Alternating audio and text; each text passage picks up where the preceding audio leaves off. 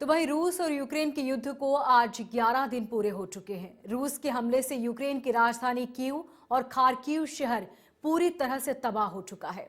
11वें दिन भी रूस ने कीव के आसपास के शहरों पर गोलीबारी की। रूस की गोलीबारी से लोगों में दहशत का माहौल है। रूस के हमले से यूक्रेन में तबाही का मंजर है। शहर खड़हर और में तब्दील हो चुके हैं। गलियां वीरान पड़ी हुई है और आलम यह है कि न रूस के हमले रोक रहे हैं और न ही यूक्रेन शहर हार मान रहा है। बीते दिन जहां रूस ने सीजफायर का ऐलान किया था, वहीं अगले ही दिन मरियुपोल पर हमला कर दिया। इस दौरान वहां फंसे लोगों को निकाला गया। रूस के हमले के चलते यूक्रेन के गैस ट्रांसमिशन सिस्टम के 16 सप्लाई स्टेशन को बंद कर दिया गया।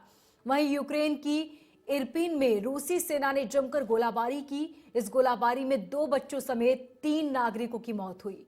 वहीं रूस के राष्ट्रपति पुतिन ने धमकी दी है कि अगर यूक्रेन नहीं झुका तो उसका नामो निशान हमेशा के लिए मिटा देंगे। जवाब में यूक्रेन के राष्ट्रपति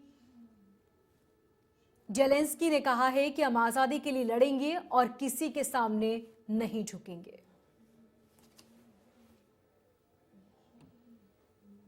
और ये तस्वीरें आप देख सकते हैं किस तरह तबाही वहां पर रूस लगातार मचा रहा है और रूस फिलहाल झुकने का नाम नहीं ले रहा।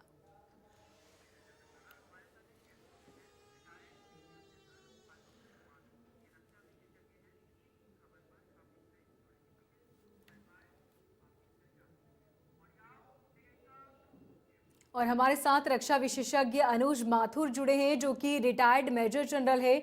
बहुत स्वागत है अनुज जी आपका। जय Hind, thank you very much. सबसे पहले अनुज जी, हम आपसे ये जानना चाहेंगे कि जो हालात लगातार बनते जा रहे हैं, उसके बाद किस तरह की आने वाली तस्वीर हो सकती है? क्योंकि जिस तरीके से रूस आमादा है, लगातार आक्रमण किए जा रहा है, लेकिन यूक्रेन भी झुकने की स्थिति में नहीं है। आने वाले दिनों में क्या कुछ हालात हो सकते हैं? देखिए, मैं आपको थोड़ा सा समय में पीछे ले जाने का प्रयास करूंगा ताकि हमको ये बात समझ में आसानी से समझ पाए हम लोग। सबसे बड़ी बात यह है कि रूस ने यूक्रेन पे हमला क्यों किया। उसके कुछ उद्देश्य थे हमला करने के पहला उद्देश्य उनका यह था कि किसी प्रकार से यूक्रेन का डीमिलिटराइजेशन किया जाए। पॉइंट नंबर 1, डीमिलिटराइजेशन क्या होता है मैं थोड़ा बताऊंगा आपको। दूसरा था जो उनका नियो नात्सिज्म, उनके समझ से जो नाजीवाद वहां बढ़ रहा है, उसका सफाया किया जाए। तीसरा और सबसे महत्वपूर्ण पहलू था कि यूक्रेन किसी भी हालत में नाटो का हिस्सा ना बने। और चौथा उनका था कि यूक्रेन में जो सरकार है उसको अपदस्थ किया जाए और रूस के साथ अपनी सहानुभूति रखने वाली है, रूस की तरफ की प्रो रशिया गवर्नमेंट को वहां पर बैठाया जाए।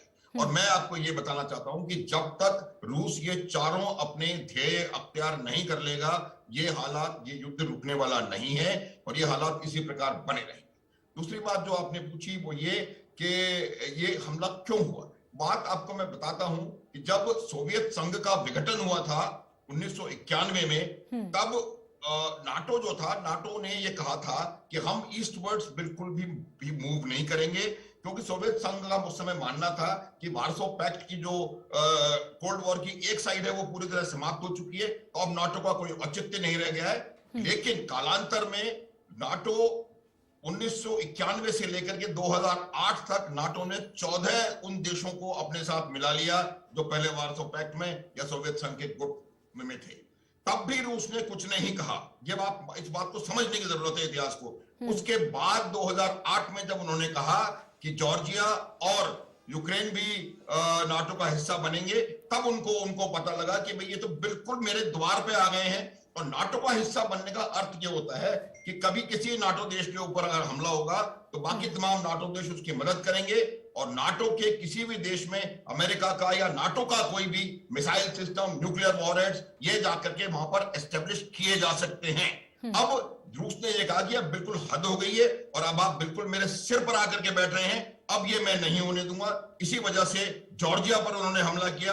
फिर 2014 में उन्होंने क्रीमिया पे हमला करके क्रीमिया पे कंट्रोल किया और अब उन्होंने यूक्रेन के ऊपर हमला किया है। हम ये बात लगातार कहते चले आ रहे हैं और सुनते चले आ रहे हैं कि यूक्रेन जो है उसके ऊपर हमले हो रहे हैं, लगातार ये हो रहा है। लेकिन इसके पीछे क्या उसकी बड़ी वजह है वो भी जान लेना बहुत जरूरी है। मुझे लगता है कि छोटे शब्दों में मैं बता पाया हूं कि क्या वजह है। और अब जो दूसरी वो एक बात और मैं आपको बताऊंगा जी। कि ये जो लड़ाई हो रही है 3 फ्रंट्स के ऊपर साइमल्टेनियसली ये लड़ाई चल रही है। पहला फ्रंट है साइकोलॉजिकल वॉरफेयर या मीडिया वॉरफेयर या प्रोपेगेंडा वॉरफेयर, जिसको जो आप कहना चाहे। तो वो जो साइकोलॉजिकल वॉरफेयर है उस वॉरफेयर में ये अमेरिका, नाटो और यूक्रेन जो कि एक तरफ है, ये लगभग उसमें विजयी होते नजर आ रहे हैं। दूसरा वॉर जो हो रहा है वो इकोनॉमिक या फाइनेंशियल फ्रंट पे हो रहा है। फाइनेंशियल फ्रंट पे जो वॉरफेयर चल रहा है उसके अंतर्गत पश्चिमी देशों ने, अमेरिका ने, नाटो ने और कई और देशों ने, Japan, Korea, Australia, New Zealand, Singapore, इन कई और देशों ने उनके ऊपर, रूस के ऊपर प्रतिबंध लगाए हैं। अब जो बात मैं बताने जा रहा हूं वो समझने की है कि ये जो प्रतिबंध लगाए गए हैं, इन प्रतिबंधों का क्या असर हो रहा है और किस पे हो रहा है। इन प्रतिबंधों का असर एक तरफा नहीं होगा, ये बात हमें समझने की है। और चूंकि एक तरफा इन प्रतिबंधों का असर नहीं होगा, तो जितना असर रूस पे हो रहा है उतना ही असर अन्य देशों पर भी हो रहा है। रूस के बैंकों पे प्रतिबंध लग रहा है, उस बैंक के मार्फत जितने भी देश उससे अपना ट्रेड करते थे या उससे व्यापार कर रहे हैं, उन सब पर भी उसका असर पड़ रहा है। रूस एक शक्तिशाली देश है, एक आर्थिक पावर है, तो वो इस प्रकार के अटैक को, इस प्रकार के चीज को जज्ब कर सकता है। जबकि यूरोप में कुछ ऐसी इकोनॉमीज हैं और बाकी थर्ड वर्ल्ड कंट्रीज में ऐसी इकोनॉमीज हैं जो इस आर्थिक प्रतिबंधों के फॉल आउट को जज्ब नहीं कर पाएंगी। आप ये देखिएगा कि जितना असर इसका रूस पे हो रहा है, उससे कहीं ज्यादा असर यूरोप के बहुत सारे देशों में हो रहा है और थर्ड वर्ल्ड में हो रहा है, हमारे ऊपर हो रहा है, हर जगह हो रहा है। आप देखिए क्रूड की कीमतें कहां चली गई हैं, ऑयल, नेचुरल गैस की यूरोप में, पोलैंड में, जर्मनी में, फ्रांस में कीमतें 40 से 60% बढ़ गई हैं। तो ये बात आप देख लीजिए कि जो दूसरा फ्रंट पर लड़ाई हो रही है, मेरी समझ से दिखाई देने के बरखिलाफ मैं बोलूंगा कि इसमें रूस का जो है अपर हैंड नजर आ रहा है मेरे को। इसीलिए रूस जो है वो बराबर एम्बोल्डन होकर के लगातार हमले करता जा रहा है। तीसरी जो फ्रंट है जिस पर लड़ाई हो रही है वो है ग्राउंड वॉरफेयर फ्रंट। और इस ग्राउंड फ्रंट में रूस बिल्कुल क्लियर कट विनर है। जो उन्होंने इनिशियली प्लान किया था, उस प्लान के मुताबिक उन्होंने आगे एडवांस किया, उसी प्लान के मुताबिक उन्होंने सिटीज को हमला किया, उन पर कंट्रोल किया और उसी प्लान को ध्यान में रखते हुए वो चलते चले जा रहे हैं। लेकिन शहरों की लड़ाई, बिल्टअप एरिया की लड़ाई कॉम्प्लेक्स ऑपरेशंस होते हैं, बहुत डिफिकल्ट ऑपरेशंस होते हैं और टाइम कंज्यूमिंग ऑपरेशंस होते हैं। तो आप ये मान लें कि जिस प्रकार से युद्ध की हालात अभी मौजूद हैं, वैसे युद्ध और लंबा खिंचेगा। बहुत दिनों तक ये युद्ध चलने की संभावना है, क्योंकि यूक्रेन ने घुटने टेकने पर यूक्रेन को मजबूर नहीं कर पाया है रूस अभी तक। तो ये यहाँ अभी तक का प्रश्न है। और जहां तक आपने पूछा कि इसका आगे क्या होगा, लड़ाई चलेगी, चलती रहेगी जब तक कि रूस अपने तमाम मुद्दे हासिल नहीं कर लेता या कोई और एक्सटर्नल आउटसाइड पावर्स या कोई बातचीत या कोई किसी तरीके से उनके ऊपर दबाव डाल करके उनको रोका जाए। मुझे जो ठीक, अनुज जी, हमारे साथ यूक्रेन से लौटी छात्रा दिया बेनीवाल भी जुड़ चुकी हैं। दिया, आपसे जानना चाहेंगे कि आप वहां पर यूक्रेन में किस जगह पर थी और उस वक्त वहां पर क्या कुछ हालात थे, और जब आप लौटी वहां से तो किस तरह की परेशानी आपको उठानी पड़ी?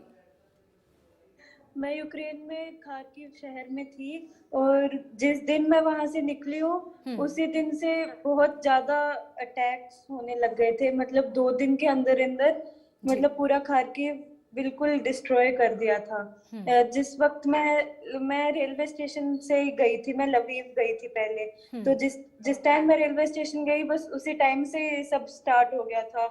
और उसके बाद हम फोटोज वीडियोस देखते हैं तो मतलब पहचान में नहीं आता ये वही शहर है जिधर से हम आए थे या जो भी है, तो बिल्कुल खत्म कर दिया था।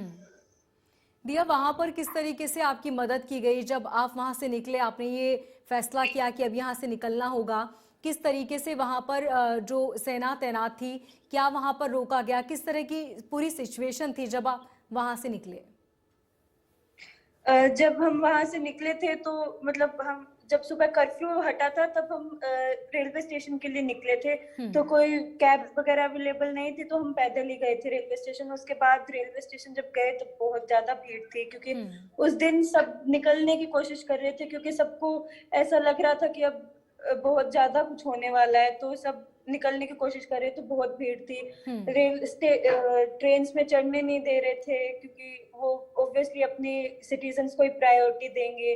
तो बस वही है, पैसे वैसे दे के सब किया, लवीव पहुंचे, उसके बाद बॉर्डर तक जाने का भी कोई कुछ नहीं मिला। वहां पे भी पैसे वैसे दे के सब अरेंज कराया। हम्म। उसके बाद बॉर्डर क्रॉस करके मैं रोमानिया गई थी। जी। रोमानिया बॉर्डर पे मतलब जो रोमानिया वाले लोग थे उन्होंने हेल्प की, उन्होंने शेल्टर वगैरह, फूड वगैरह प्रोवाइड किया हमें।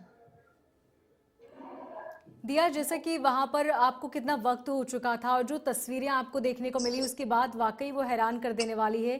क्या आपके साथ जो बाकी छात्र थे वो लौट आए हैं या वो अभी भी वहां फंसे हुए हैं?